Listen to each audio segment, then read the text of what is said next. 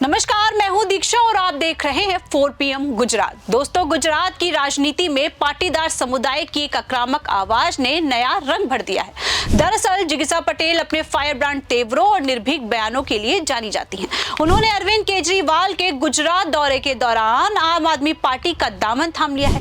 वहीं इस खबर के फैलते ही राजनीतिक हलकों में हलचल मच गई है। वहीं जब जीजिया गोडल पहुंची और वहां जेल रोड पर सरदार वल्लभ भाई पटेल की 150वीं जयंती मनाई और इस आयोजन ने सवाल खड़े कर दिए हैं, क्या ये पाटीदार नेता बाहुबलियों के गढ़ माने जाने वाले गोंडल से ही आने वाले विधानसभा चुनाव लड़ेंगी। जिगिसा से जब पत्रकारों ने इस बारे में पूछा तो उन्होंने साफ कहा कि अगर पार्टी कहेगी तो मैं इसके लिए पूरी तरह तैयार हूं। ये बयान गुजरात की राजनीति में एक नई बहस छेड़ने वाले हैं। उधर गोंडल सीट लंबे समय से क्षेत्रीय और पाटीदार समुदायों के बीच तनाव का केंद्र रही है और यहाँ हिंसा और राजनीतिक हत्याओं का काला इतिहास भी जुड़ा है। फिलहाल इस सीट पर भारतीय जनता पार्टी का कब्जा है, लेकिन जिगिसा की एंट्री से आपको नया बल मिल सकता है। आपको बता दें कि जिगिसा पटेल गुजरात के पाटीदार समुदाय के एक प्रमुख नेता हैं। उनका जन्म और पालन पोषण सौराष्ट्र क्षेत्र में हुआ है, जहां पाटीदार समाज की मजबूत पकड़ रही है। उन्होंने सार्वजनिक जीवन में कदम 2015 के पाटीदार आरक्षण आंदोलन से रखा। ये आंदोलन हार्दिक पटेल के नेतृत्व में चलाया गया, जिसमें पाटीदार समुदाय ने ओबीसी आरक्षण की मांग की थी। उधर जिगिसा ने इस आंदोलन में सक्रिय भूमिका निभाई है और महिलाओं को आगे लाने का काम भी किया है। गुजरात हाई कोर्ट के रिकॉर्ड्स के अनुसार यह आंदोलन 2015 से 2016 तक चला, जिसमें सैकड़ों गिरफ्तारियां हुई और कई हिंसक घटनाएं भी दर्ज की गई। जिगिसा ने तब से कई रैलियों और सभाओं में हिस्सा लिया, जहां उन्होंने सरकार की नीतियों पर सीधी चोट की है। गुजरात समाचार और संदेश अखबारों की रिपोर्ट्स के मुताबिक जिगिसा अपने तेज तर्रार अंदाज के लिए मशहूर हैं। एक इंटरव्यू में उन्होंने कहा था कि पाटीदार समाज को हाशिए पर धकेलने वालों को जवाब देना ही हमारा धर्म है। वे गोंडल नागरिक हित रक्षक समिति की सदस्य हैं। इसके अलावा वे खोडलधाम अहमदाबाद की सह कन्वीनर भी हैं। खोडलधाम एक प्रमुख पाटीदार धार्मिक सामाजिक संगठन है जो लाखों सदस्यों के साथ सक्रिय है। उधर जिगिसा की एंट्री आप में केजरीवाल के गुजरात दौरे के ठीक समय पर हुई। आपकी आधिकारिक वेबसाइट और प्रेस रिलीज के अनुसार केजरीवाल 30 अक्टूबर को अहमदाबाद पहुंचे थे, जहां उन्होंने पार्टी के राज्य इकाई को मजबूत करने पर जोर दिया। जिगिसा ने दौरे के दौरान ही पार्टी ज्वाइन की, जो आपके गुजरात विस्तार की रणनीति का हिस्सा लगता है। आप गुजरात में 2022 के विधानसभा चुनावों में सिर्फ 5 सीटें जीत पाई थी, लेकिन 2024 के लोकसभा चुनावों में उसका वोट शेयर 13% तक पहुंच गया है। चुनाव आयोग के डेटा से पता चलता है कि सौराष्ट्र क्षेत्र में आपको पाटीदार वोटों का अच्छा समर्थन मिला है। जिगिसा की मौजूदगी से यह समर्थन और मजबूत हो सकता है। वहीं अब बात करते हैं कि गोंडल विधानसभा सीट की, जो राजकोट जिले के सौराष्ट्र क्षेत्र में आती है।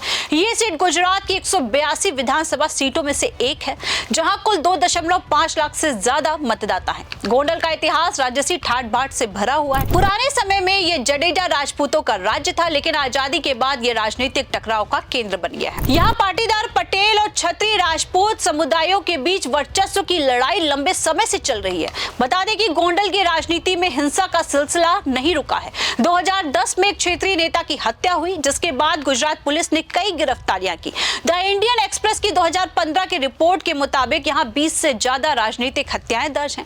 पाटीदार समाज का एक समय दबदबा था जब सोरठिया जैसे नेता सक्रिय थे, लेकिन आरक्षण आंदोलन के बाद पाटीदार वोट बढ़ गए हैं। 2017 के चुनावों में हार्दिक पटेल के आंदोलन ने बीजेपी को नुकसान पहुंचाया है, लेकिन गोंडल में क्षत्रिय वोटों ने बाजी मारी है। वहीं जिगिसा पटेल की आप ज्वाइनिंग ऐसे समय पर हुई है जब गुजरात में पाटीदार असंतोष चरम पर है। पाटीदार आंदोलन से निकली एक अन्य नेता रेशमा पटेल पहले से ही बीजेपी पर हमलावर है।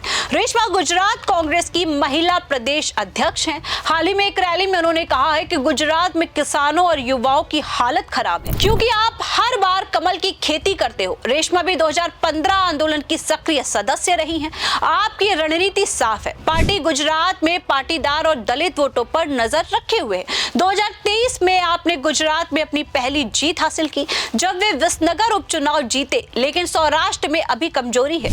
जिगिसा की मौजूदगी से आपको गोंडल जैसे इलाकों में पैठ मिल सकती है। राजनीतिक विश्लेषकों का कहना है कि अगर जिगिसा गोंडल से लड़ती हैं, तो ये पाटीदार वैसे क्षत्रिय की पुरानी लड़ाई को नया रूप देगी। टाइम्स ऑफ इंडिया की एक रिपोर्ट के अनुसार आपके गुजरात संयोजक गोपाल राय ने कहा है कि जिगिसा जैसा नेता पार्टी को मजबूत बनाएगा। लेकिन चुनौतियां भी कम नहीं है। गीताबा जडेजा का दबदबा है। वे स्थानीय विकास कार्यों जैसे गोंडल में नई सड़कें और स्कूल के लिए जानी जाती हैं। जिला कलेक्टर के आंकड़ों से पता चलता है कि 2020 और 25 के बीच गोंडल में 500 करोड़ का विकास खर्च हुआ है। अनिरुद्ध सिंह जडेजा भी मैदान में हैं और वे कांग्रेस को मजबूत करने की कोशिश कर रहे हैं। जिगिसा को न सिर्फ बीजेपी बल्कि स्थानीय गुटों से भी सामना करना पड़ेगा। वही आपको बता दें कि पाटीदार आंदोलन को समझे बिना जिगिसा की कहानी अधूरी है। गुजरात में पाटीदार समुदाय 15 से 20% आबादी का प्रतिनिधित्व करता है। वे मुख्य रूप से किसान और व्यापारी हैं। 1980 के दशक तक वे आर्थिक रूप से मजबूत थे, लेकिन आरक्षण की मांग ने राजनीति बदल दी। 2015 का आंदोलन सबसे बड़ा था। हार्दिक पटेल ने इसे लीड किया, जिसमें जिगिसा जैसी महिलाओं ने आगे बढ़कर हिस्सा लिया। सुप्रीम कोर्ट ने 2019 में पाटीदार को 10% EWS कोटा दिया, लेकिन ओबीसी की मांग अधर में लटकी हुई है। उधर जिगिसा ने आंदोलन के दौरान कई जेल यात्राएं की हैं। गुजरात पुलिस के रिकॉर्ड्स में उनका नाम दर्ज है। आंदोलन के बाद वे सामाजिक कार्यों में लगी। गोंडल नागरिक हित रक्षक समिति के तहत उन्होंने जल संकट और बेरोजगारी पर अभियान चलाए हैं। खोडल धाम के साथ उनका जुड़ाव धार्मिक है, लेकिन राजनीति भी।